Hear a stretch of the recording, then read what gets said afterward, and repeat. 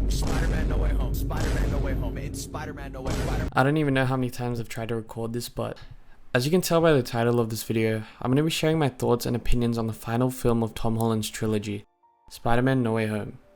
If you want a TLDW, this film's pretty good. I've always enjoyed these type of analytical videos, so I'm going to try and discuss the film to the best of my limited ability. The film picks up immediately at the conclusion of Far From Home, after Spider-Man's identity has been revealed to the world. Spider-Man's name is Peter Parker. What the? With the previous two films, two prevalent pieces of criticism brought up by many fans was the lack of consequence Peter experiences and also the lack of web swinging from Spider-Man. However, this film opens up with an awesome sequence that provides us with both of those things. It was quite interesting to see New Yorkers treating Spider-Man as a menace more than a hero after having his identity revealed, which was essentially an antithetical representation to Spider-Man's normal relationship with New York relative to the Raimi and Mark Webb universes. Peter Parker went from being overlooked to the most famous person in the entire world, which for the first time removed the everyman aspect from his character. You could wear the mask. If you didn't know that before, I hope you do now.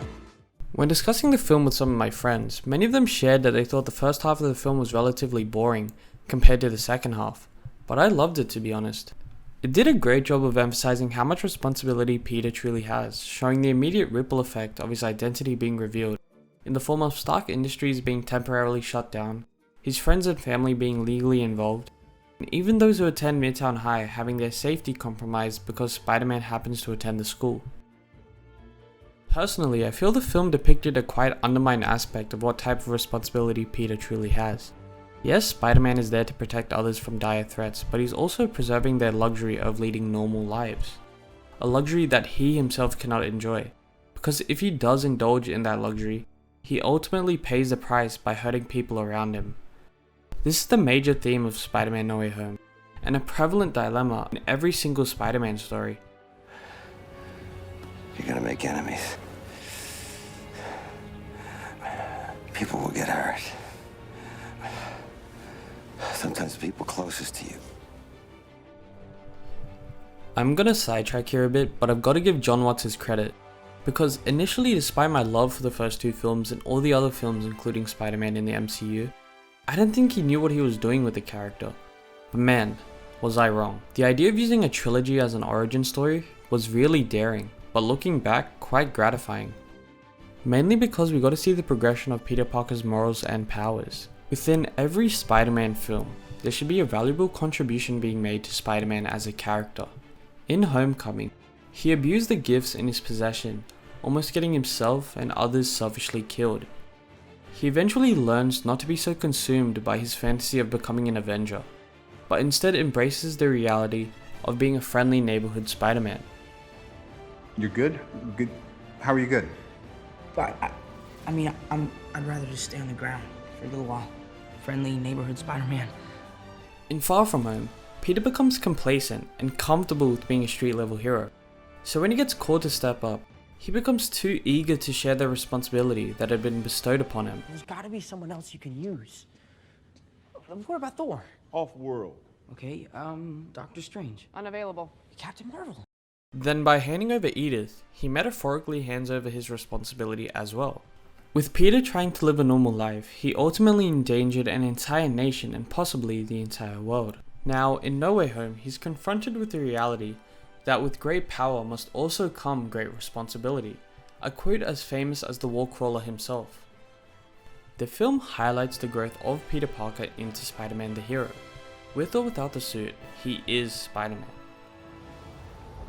Okay, it's not working out. I'm gonna need the suit back. For how long? Forever. Yeah, that's No, how it no, works. please, Mr. Let's Stark, have it. you don't understand. Please, this is all I have. I'm nothing without this suit. If you're nothing without this suit, then you shouldn't have it. This film allowed audiences to witness a level of depth we hadn't entirely got from MCU Spider-Man, and rightfully so. The scene of Aunt May's death broke my heart. I really empathized with Peter's realistic shift in behavior after her death.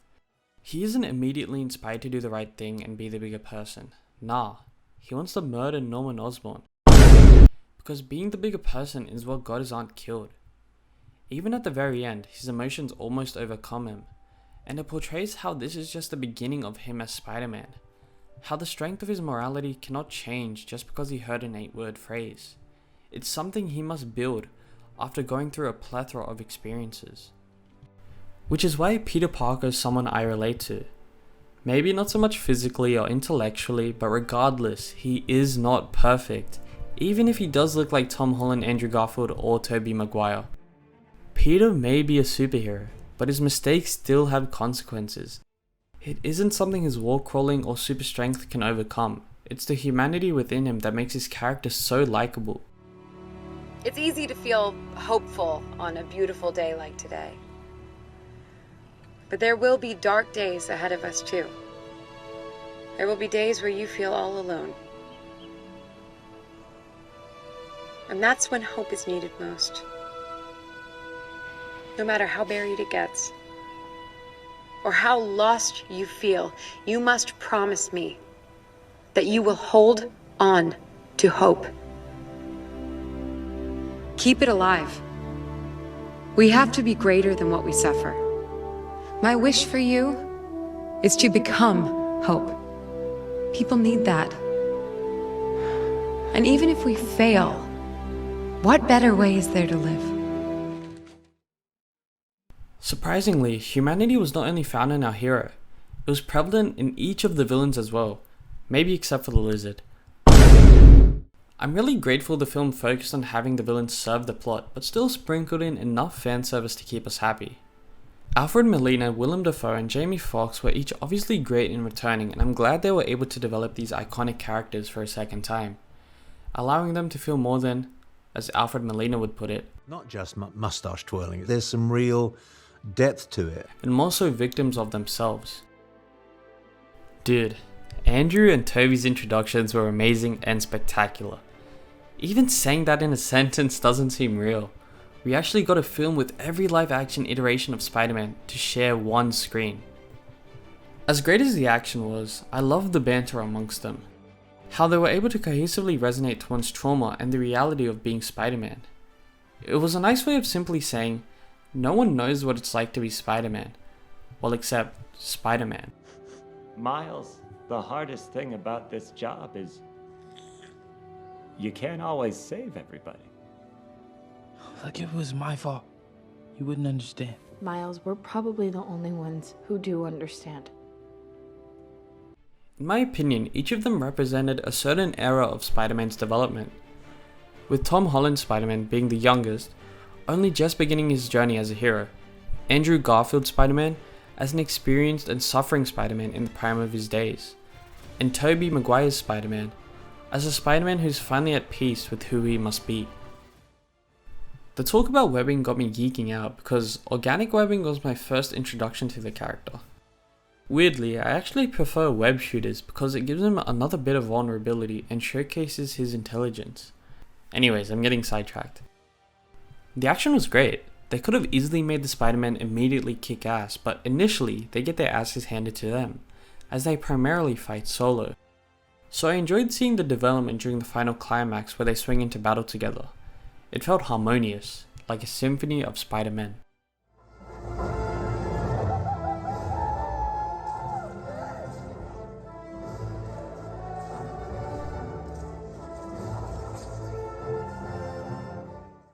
The ultimate sacrifice at the end of the film was beautiful. Imagining a world where everyone forgets you is pretty daunting. Now Peter must burden the responsibility solely on his own. I can proudly say that I never hated Tom Holland's portrayal of the web slinger, but many did because it seems so disconnected and antithetical to the original character. However, it made sense if he were to exist in the MCU. Looking back in retrospect, this was his origin. A kid who thought he could have it all, be both Peter Parker and Spider-Man without sacrificing anything.